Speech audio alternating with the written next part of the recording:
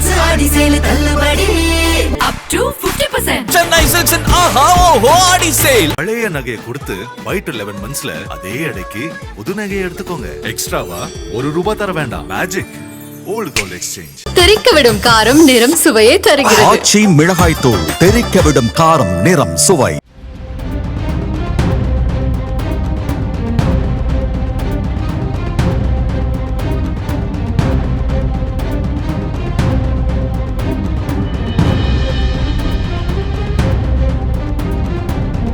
மதுரை மாவட்டம் ஜெய்கின்புரத்தை சேர்ந்தவர் 30 வயதான சிவமணி. பிரபல ரவுடியான இவர் மீது கொலை உள்ளிட்ட பல்வேறு குற்ற வழக்குகள் நிலுவையில் உள்ளது. ஊருக்குள் பகையை வளர்த்து கொண்ட சிவமணிக்கு ஏராளமான எதிரிகள் இருக்கிறார்கள் என சொல்லப்படுகிறது.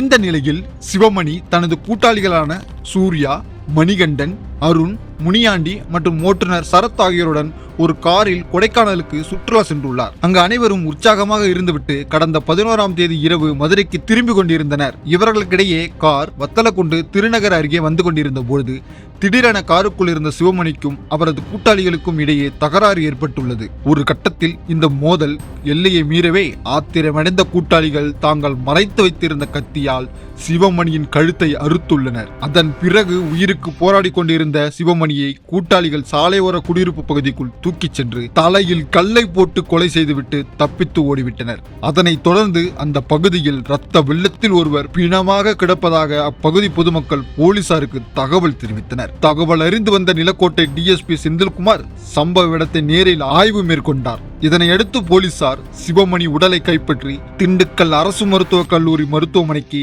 உடற்கூறு ஆய்வுக்கு அனுப்பி வைத்தனர். இதனைத் தொடர்ந்து துரிதமாக செயல்பட்ட Vathalagundu inspector Gautham, sub inspector Sheikh Abdullah தலைமையிலான போலீசார் கொலை செய்துவிட்டு தப்பித்து ஓடிய சிவமணியின் கூட்டாளிகளை மதுரையில் கைது செய்தனர். இந்த நிலையில் கொலைக்கான காரணம் குறித்து போலீசார் நடத்திய விசாரணையில் கடந்த 3 வருடங்களுக்கு முன் கேங் லீடராக இருந்த சிவமணி கூட்டாளிகளை படாத பாடுபடுத்தி வந்ததாகவும் சந்தர்ப்பத்திற்காக காத்திருந்த அவர்கள் தற்போது கொலை செய்ததாகவும் தெரிய வந்துள்ளது. இந்த கொலை சம்பவம் மதுரையில் பதற்றமான சூழலை ஏற்படுத்தியுள்ளது.